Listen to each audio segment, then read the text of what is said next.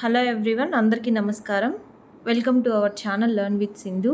ఈరోజు వీడియోలో నేను 9th క్లాస్ ఇంగ్లీష్లోని యూనిట్ 3కి సంబంధించిన గ్రామర్ పార్ట్ ఎక్స్ప్లెయిన్ చేయబోతున్నాను. యాక్చువల్గా ఈ 3 రీడింగ్స్కి సంబంధించిన ఎక్స్ప్లెనేషన్ నేను వీడియోస్ చేసి అప్లోడ్ చేశాను.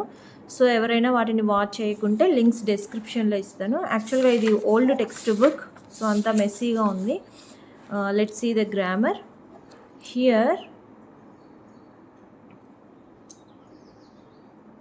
Here are some utterances from the story. Utterances means sentences spoken by the characters. మన రీడింగ్లో ఉన్నటువంటి క్యారెక్టర్స్ కొన్ని సెంటెన్సెస్ని మాట్లాడారు. We have to complete the table by filling who said to whom. ఈ సెంటెన్సెస్ని ఎవరితో చెప్పారు. What it shows about the speaker. ఈ sentence వాళ్ళు పలికిన విధానాన్ని బట్టి మనకు స్పీకర్ గురించి ఏం అర్థమవుతుంది, what can we understand, what it shows about the speaker అనేది మనం ఇక్కడ ఫిల్ చేయాలి. Here, are you not ashamed of coming and sitting there after what you did yesterday. నిన్న ఏం చేసావో ఆ తర్వాత వచ్చి ఇక్కడ కూర్చోవడానికి సిగ్గుగా లేదా? ఎవరు చెప్పారు ఈ వర్డ్ని? Headmaster. The head master said to the, యాక్చువల్గా ఆస్క్డ్.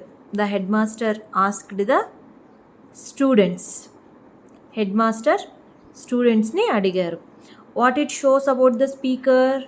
సో ఎలా అడుగుతున్నారు? Are you not ashamed of coming and sitting there after what you did yesterday. సిగ్గుగా లేదా? So we can say that he is so angry. What it shows about the speaker? Anger. His anger. He is angry. Then now say what you know about the rascal on the desk. Desk పైన నిలబడిన rascal గురించి నీకేం తెలుసు. ఇది ఎవరిని అడిగారు? Head master asked the peon అడిగాడు. So ఎందుకు అడిగాడు? ఏం తెలుస్తోంది మనకు? He wants to catch Swami red handedly.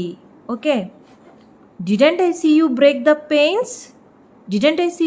The panes. నువ్వు పెయిన్స్ పగలగొట్టడం నేను చూడలేదా? ఎవరిని అడిగారు? ప్యూన్ ఆస్క్డ్ స్వామి. సో ఎందుకు, ఏం తెలియజేస్తోంది మనకు? He wants to prove he is right. Peon చెప్పేది కరెక్ట్ అని తను ప్రూవ్ చేసుకోవాలని అనుకున్నాడు. That's why he was asking like that. Don't beat me sir, it pains. కొట్టద్దండి సార్, పెయిన్ఫుల్గా ఉంది, నొప్పి తీస్తుంది అని ఎవరికి చెప్పారు? స్వామి హెడ్ మాస్టర్కి చెప్పారు. సో ఎందుకు? He's sad, he's afraid, fearful, బాధగా ఉంది, భయంగా ఉంది. Okay, sad. సో అందుకు చెప్పాడు. Next, keep standing here on this desk staring like an idiot till I announce your dismissal.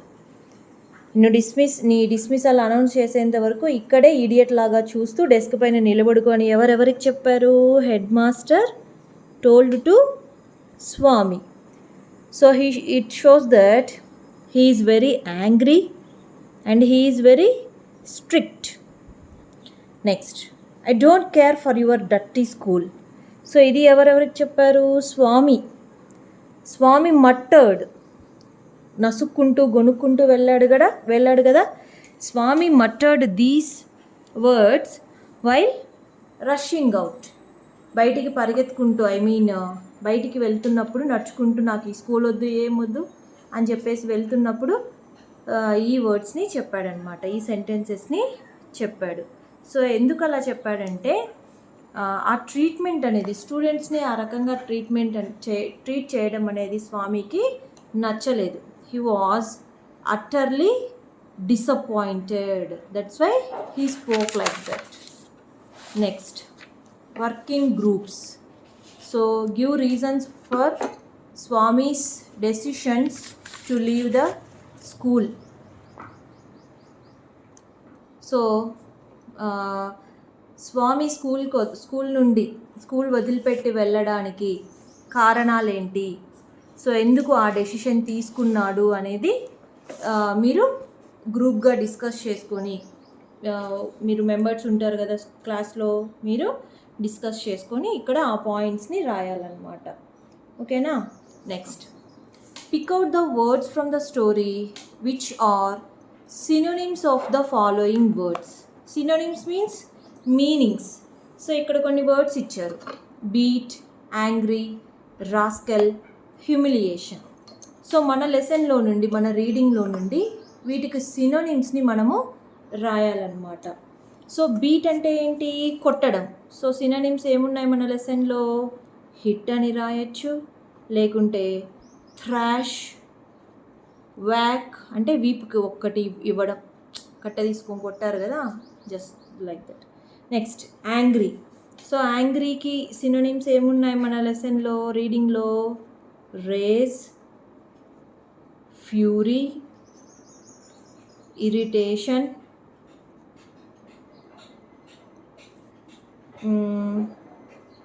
So ఇవి ఇంకా మీరు చెక్ చేసి రాయండి. రాస్కెల్. సో రాస్కెల్కి ఏమున్నాయి synonyms? Idiot, rogue, dishonest, like this. And next, humiliation. Humiliation means insult or shame. Okay. Next, look at the following phrasal verbs taken from the text: keep away, look around, look at, bring down, cut off. యాక్చువల్గా phrasal వర్బ్స్కి సంబంధించిన explanation నేను already English grammar అనేటటువంటి ప్లేలిస్ట్లో upload చేశాను. So link డిస్క్రిప్షన్లో ఇస్తాను. Please watch that video before listening to this. So ఇది వినడానికి ముందు మీరు అది వాచ్ చేశారంటే మీకు ఈజీగా ఉంటుంది. See, these phrases are verbs followed by prepositions or adverbial particles.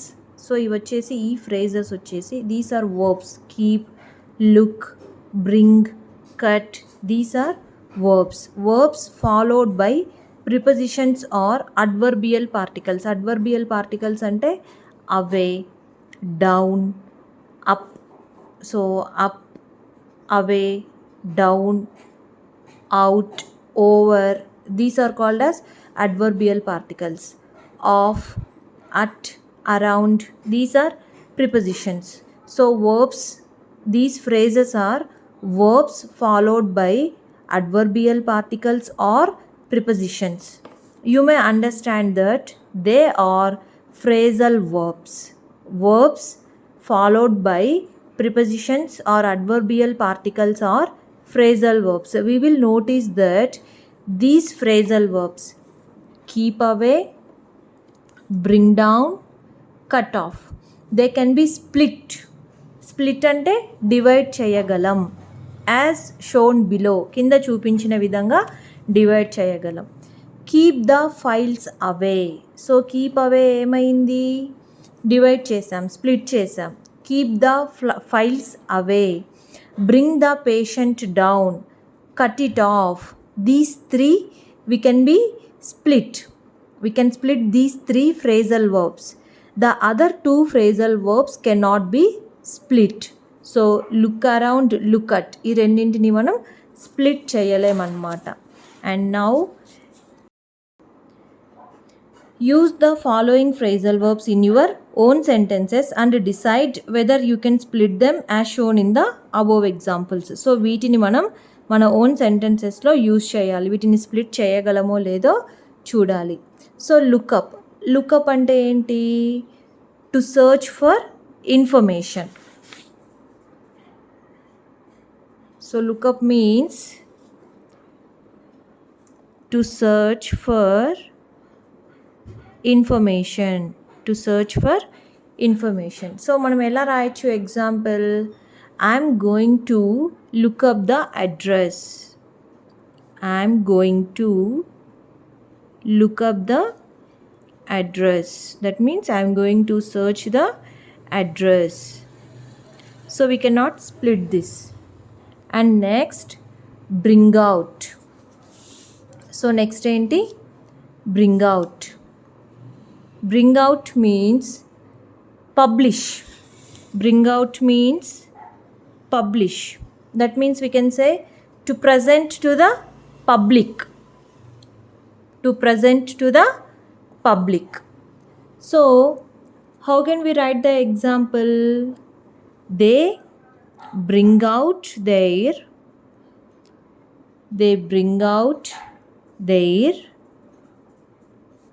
second book in 2 days. They bring out their second book in 2 days. Like this we can write the example. And then throw out. So throw out means what we can say, to get rid of. To get rid of, or we can say to force someone to leave. To force someone to leave. How can we write the example? The player was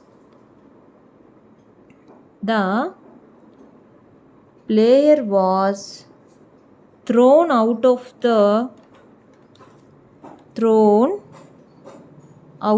the game. Or we can say the player was thrown out of the game after assaulting the referer. రిఫరర్ని assault చేశాక player గేమ్లో నుంచి బయటికి పంపివేయబడ్డాడు. Next lookout. Lookout means be careful. Be careful to watch what is happening. So how can we say lookout? Be careful, there is a snake. There is a snake coming towards us. Look out. Like this, we can write these phrasal verbs in our own sentences. Now what we have to do? We have to refer to a dictionary and pick out the phrasal verbs that begins with this following verbs like bring, look, rush, keep, go, put. ఈ వర్బ్స్తో begin అయ్యేటటువంటి phrasal వర్బ్స్ని మనము రాయాలన్నమాట. So bring, already మనకి ఇక్కడ bring down అనేది రాసాం కదా. Bring down అనేది ఒకటి రాసాం, ఇక్కడ బ్రింగ్ అవుట్ అనేది రాసాం. సో మనం ఇప్పుడు ఏం రాద్దాం? Bring up. Bring up. Bring up means ఏంటి? To bring maturity through nurturing care and education. So అంటే జాగ్రత్తగా. బ్రింగ్ అప్ అంటే పెంచి పెద్ద చేయడం. పెంచి పెద్ద చేయడం అన్నమాట. సో మనం దీనికి ఎగ్జాంపుల్ పాస్ట్ టెన్స్లో రాద్దాం. మై అంకుల్ బ్రాట్ అప్ మీ అంటే మా అంకుల్ నన్ను పెంచి పెద్ద చేశారు అని. Next look. ఆల్రెడీ మనం లుక్ అరౌండ్ అనేది చూసాం. Look at. Next look out. So మనం ఇప్పుడు ఏం రాద్దాం? Look into. Look into. Look into means investigate something. Look into means investigate something. So we can write they began to look into the problem. Example ఏం రాయొచ్చు? They began to look into the problem. వాళ్ళు ప్రాబ్లమ్ని investigate చేయడం start చేశారు అని. And then rush. Rush out. Rush out means to produce something very quickly. Or we can say the example as I rushed out for a stick. Stick immediately after I saw a snake. After I saw a snake. స్నేక్ని చూడంగానే వెంటనే నేను బయటికి పరిగెత్తాను. Rush out to produce something very quickly. Next keep out. Keep out. So యాక్చువల్గా first ఇక్కడ keep away అనేది చూసాం కదా. Keep out means to not enter a place. Keep out means to not enter a place. So ఏం example రాయొచ్చు? The yard was fenced to keep out of cattle. So cattle రాకుండా ఉండడానికి yard చుట్టూ fencing వేశారు అని అర్థం. Keep out అంటే to not enter something. Go. Go on. Go on means continue. Please go on your practice. Please go on your practice. So మీ ప్రాక్టీస్ని continue చేయండి. You will definitely get success. Next. Put off. Put off means delay, postpone. So how can we use it in a sentence? I keep putting off going to the doctor. నేను doctor దగ్గరికి వెళ్ళటం postpone చేస్తూనే ఉన్నాను, delay చేస్తూనే ఉన్నాను అనే అర్థం. So like this. So there are number of phrasal verbs. There is a list of phrasal verbs. I will upload it soon and please watch that video and you will get an idea on phrasal verbs and you can learn all those phrasal verbs. Next, read the following imaginary conversation between Swami and the headmaster. స్వామికి హెడ్ మాస్టర్కి మధ్య జరిగిన imaginary conversation అంటే ఊహించుకున్న conversation. Headmaster, why didn't you come to school yesterday?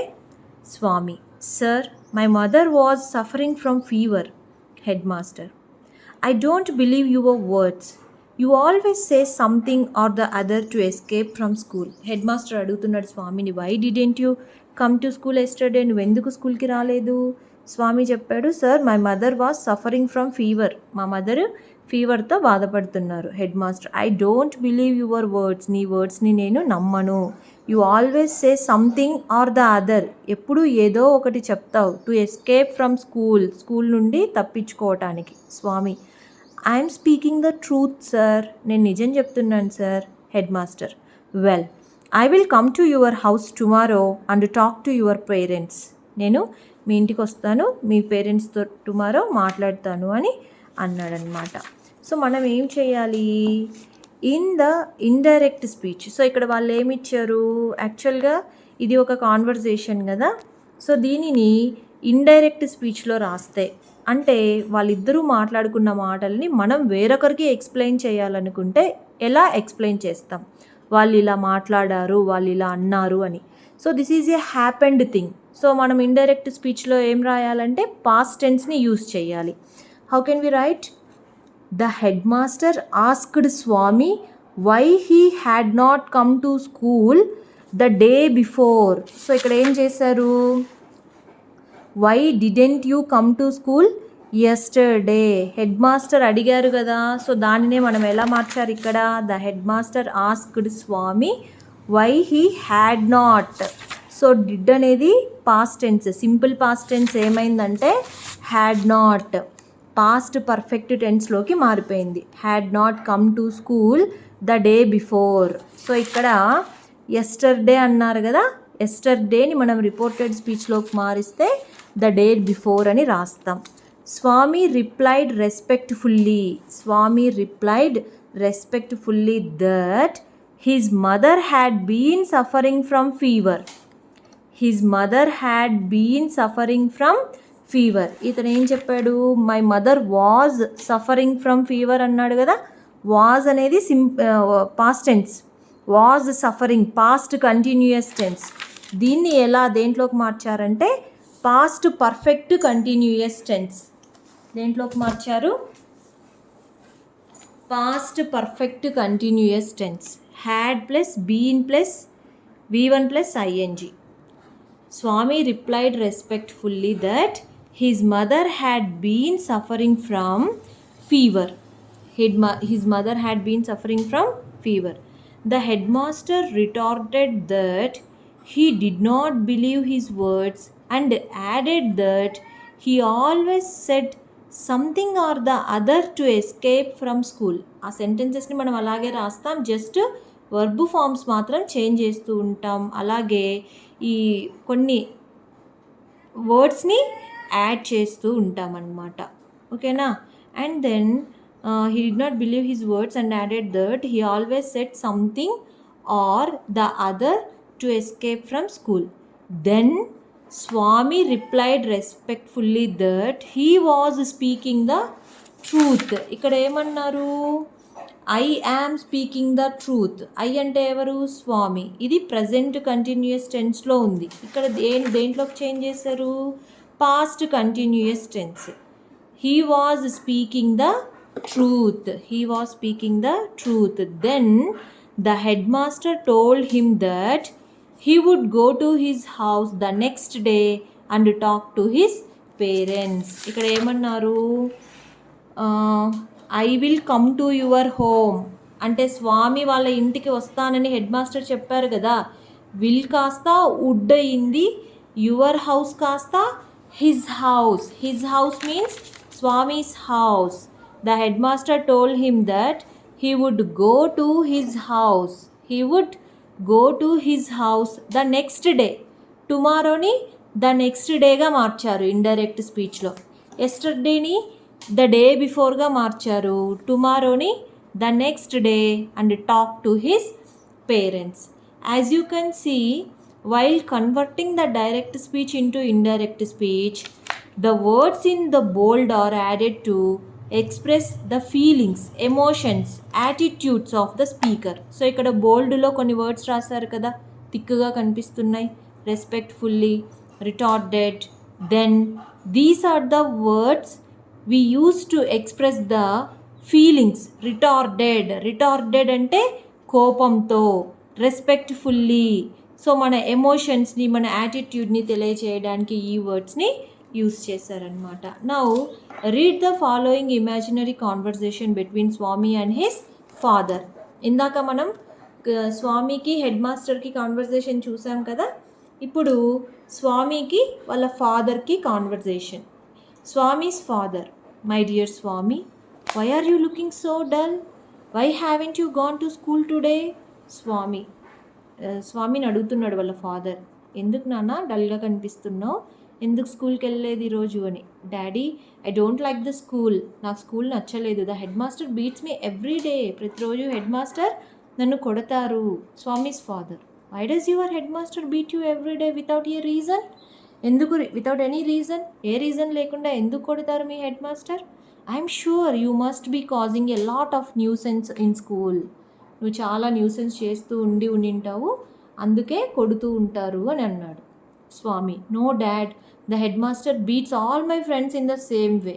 మా head master మా అందరు ఫ్రెండ్స్ని కూడా ఇలాగే కొడతారు. Swami's father: okay, what do you want to do now? Don't you go to school and continue your studies? ఏం చేద్దాం అనుకుంటున్నావు? స్కూల్కి వెళ్ళవా? స్టడీస్ కంటిన్యూ చేయవా? Swami: no dad, I will join some other school. నేను వేరే స్కూల్లో జాయిన్ అవుతాను. Now what we have to do? Change the conversation into indirect speech. So we can start the conversation like, Swami's father asked Swami why he was looking so dull. Ilaga Swami's father asked Swami, why are you looking so dull ni మనం ఎలా మార్చాము? Why he was looking so dull. You అంటే స్వామి కాబట్టి he. Why he hadn't gone to school?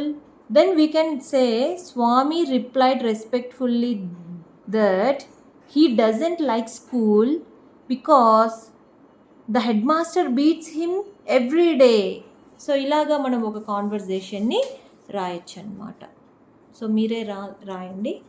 And then noun clause. యాక్చువల్గా నేను ఒకటి already explain చేశాను కాబట్టి ఇది మీరే రాసారంటే మీకు ఒక ఐడియా వస్తుంది మీరు ఎక్కడ మిస్టేక్ చేస్తున్నారు ఏంటి అనేది. Next noun clause. Look at the sentences taken from the story.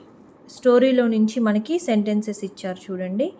One student said that he had an attack of a headache. This sentence has two clauses.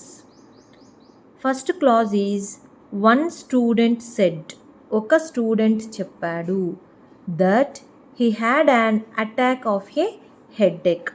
One student said, ఒక student చెప్పాడు. So యాక్చువల్గా clause అంటే ఏంటి? Subject and predicate కలిసి ఒక సెంటెన్స్ని form చేస్తే దానిని clause అని అంటారు. One student said, this is principal clause. That he had an attack of a headache, this is subordinate clause. So యాక్చువల్గా okay, let's see, I will explain. The subordinate clause is the object of the verb said. ఈ subordinate clause అనేది ఈ సెంటెన్స్లో verb యొక్క ఆబ్జెక్ట్గా work చేస్తుంది. దీనినే మనం ఏమంటామంటే noun clause అంటాం. యాక్చువల్గా noun clause is a dependent clause that acts as a noun. So actual definition of noun clause is a dependent clause that acts as a noun. It also appear in the subject position as can be seen in the following sentence. Like we see in the following sentence, అది ఒక్కొక్కసారి subject place లో కూడా వస్తుంది. What you say is not clear to me. What you say, నువ్వు ఏదైతే చెప్పావో is not clear to మీ, అది నాకు సరిగ్గా అర్థం కాలేదు. వాట్ యూ సే అనేది మనం కట్ చేసామనుకోండి, does it give any sense, does it make any sense? What you say, నువ్వు ఏదైతే చెప్పావో, no, this clause is dependent clause, ఇది డిపెండెంట్గా వర్క్ చేస్తూ ఉంది. ఇలాంటి క్లాజ్ని మనం ఏమని పిలుస్తామంటే నౌన్ క్లాజ్ అంటాం. Noun clause is a dependent clause that acts as a noun. If we replace the underlined part with it in the above sentence, the sentence structure will be complete. What you say is not clear to me.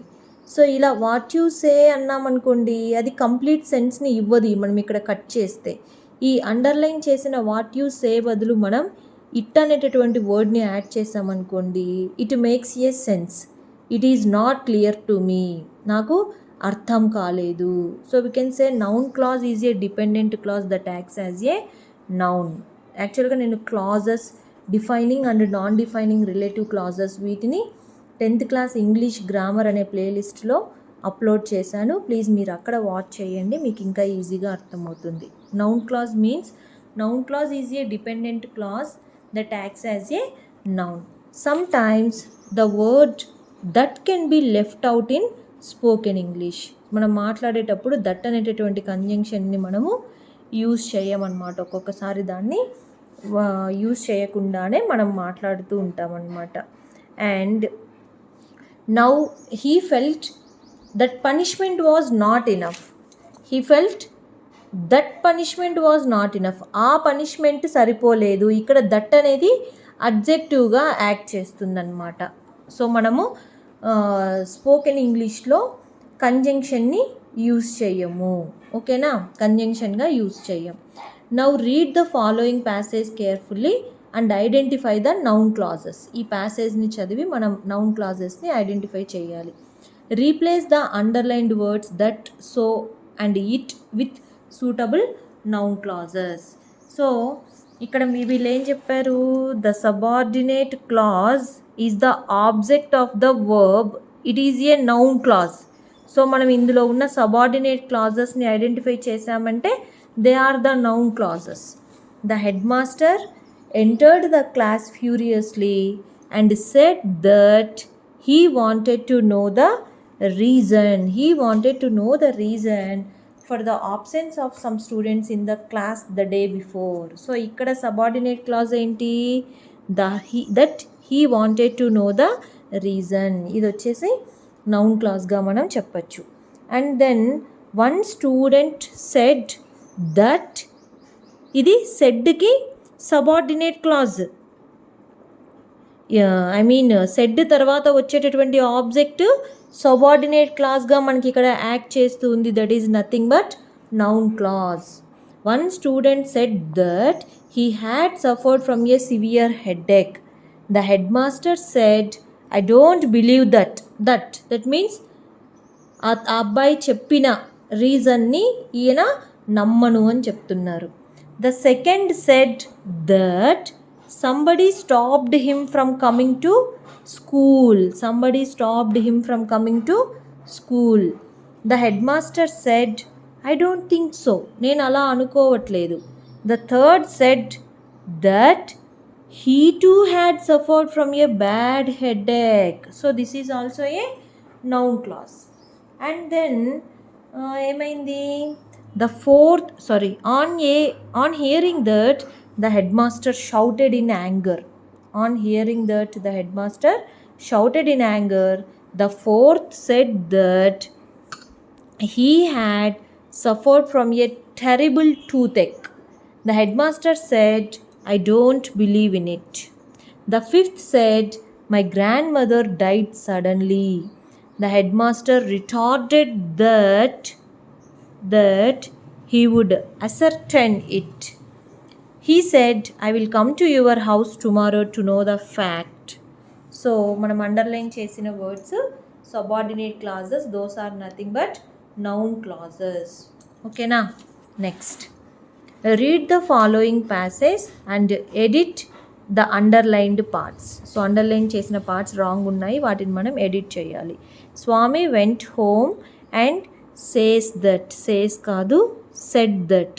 Swamy went home, ఇంటికి వెళ్ళాడు. Went అనేది past tense కదా, so ఇక్కడ says రాదు. Says అనేది present tense కాబట్టి ఇక్కడ past tense ఉంది కాబట్టి ఇక్కడ కూడా పాస్ట్ టెన్స్ వస్తుంది. Swami went home and said that the head master beat him.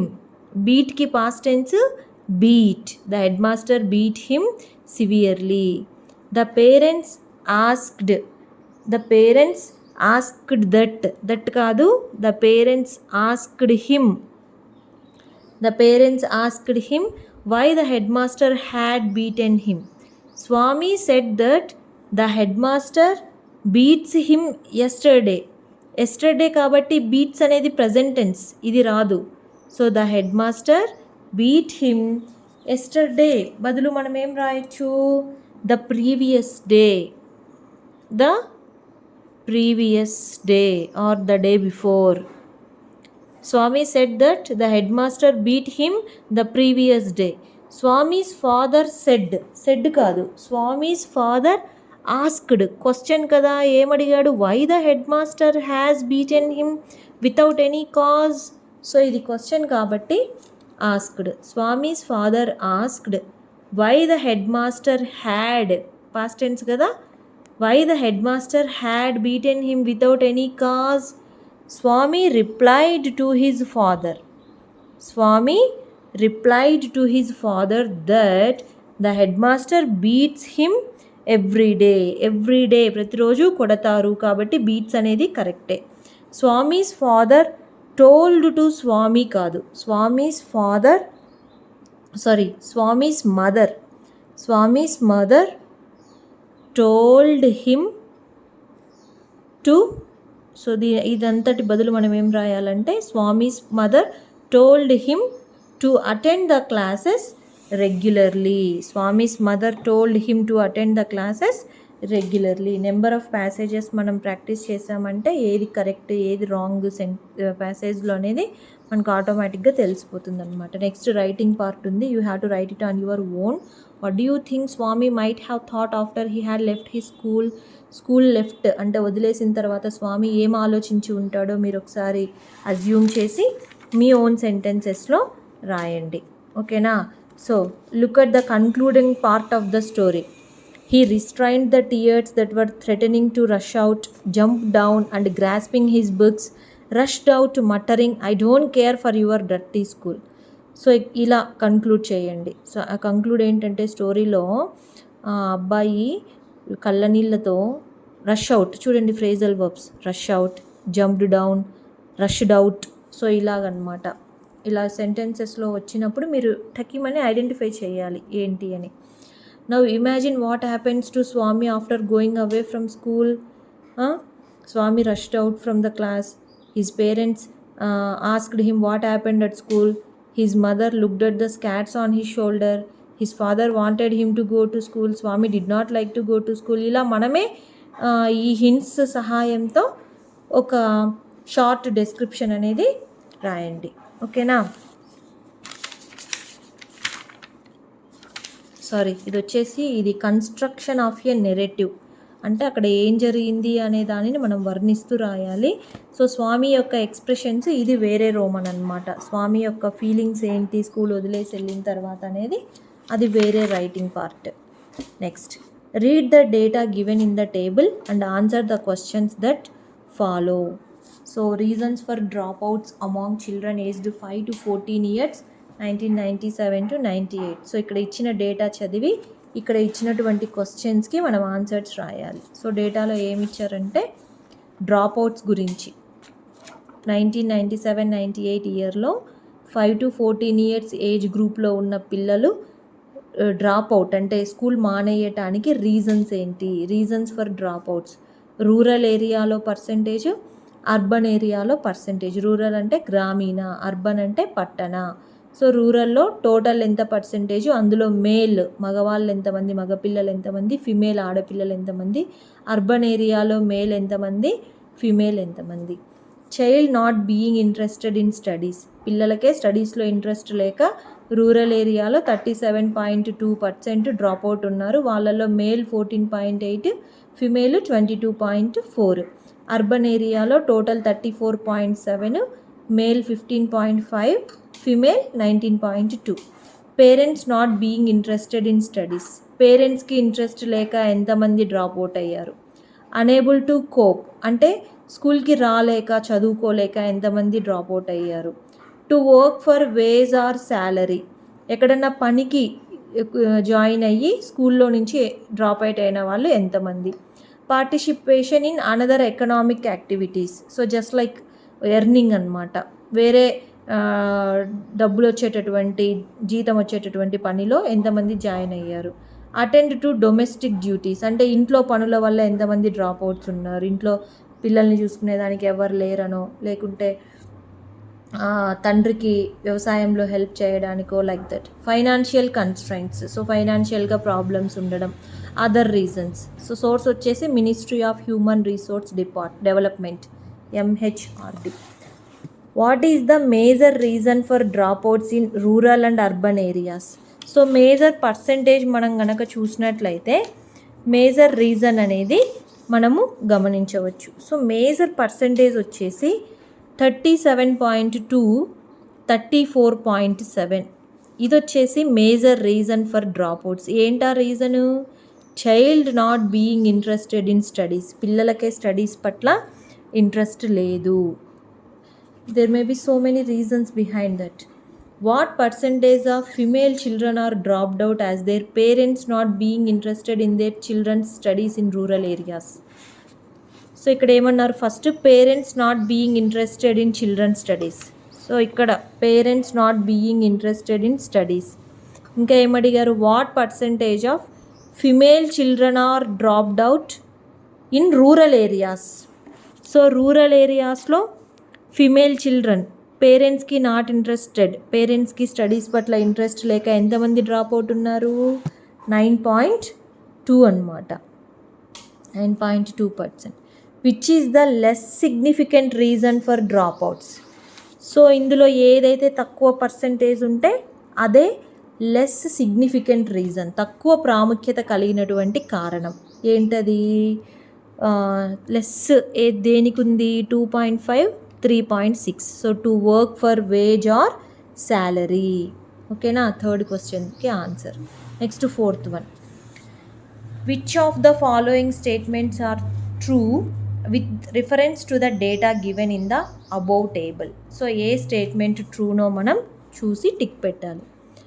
The dropout rate due to child not being interested in studies is more among the urban children than that of the rural children. పిల్లలకి స్టడీస్లో interest లేక drop out అయిన వాళ్ళ percentage more among the urban children that of the rural children. Rural children కంటే urban చిల్డ్రన్లో ఎక్కువ ఉందా? Rural children 37.2 ఉంది, urban children 34.7 ఉంది. So this is not the right statement.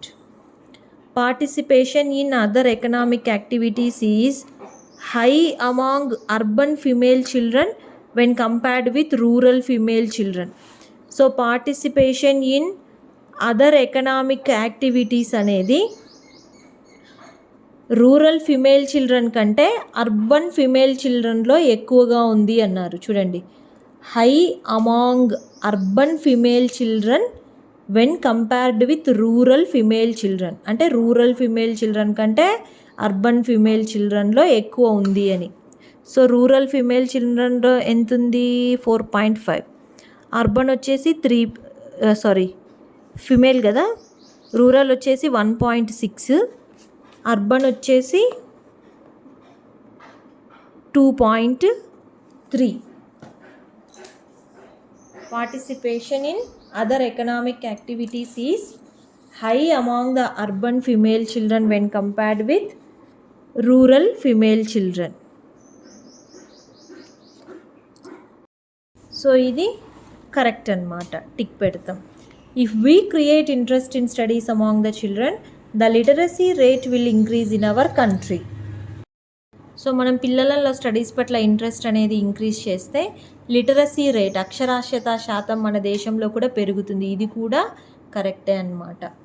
Right A report on drop outs using the information given in the above table. ఈ టేబుల్లో ఇచ్చిన ఇన్ఫర్మేషన్ని use చేసుకొని మనం ఒక రిపోర్ట్ రాయాలి. We may begin the report like this. This report is based on the data provided by MHRD. Data provided by MHRD for the year 1997 to 1998 for children who dropped out in the age group of 5 to 14 years. ఇలా మనం రిపోర్ట్ని start చేయొచ్చు. అందులో మనం ఏమేమి include చేయొచ్చు? Financial reasons ఏంటి డ్రాప్అవుట్స్కి, పర్సనల్ రీజన్స్ ఏంటి, whether the dropout rate is more among girls or boys, dropout rate ఎవరిలో ఎక్కువగా ఉంది, రూరల్లో ఎక్కువగా ఉందా, అర్బన్లో ఎక్కువగా ఉందా, ఇవన్నీ చూసి మనం ఒక రిపోర్ట్ని రెడీ చేయాలన్నమాట. సో చిల్డ్రన్, ఇంకా గ్రామర్ పార్ట్ ఏం లేదు. This is about today's video. If you feel the video is useful, please do like, share and subscribe to the channel. పక్కనే బెల్ ఐకాన్ ప్రెస్ చేశారంటే మీరు ఏ వీడియో అప్లోడ్ చేసినా వెంటనే notification వస్తుంది. So మీరు మిస్ అవ్వకుండా వీడియో చూడొచ్చు. Thank you for watching. Will catch you in the next video.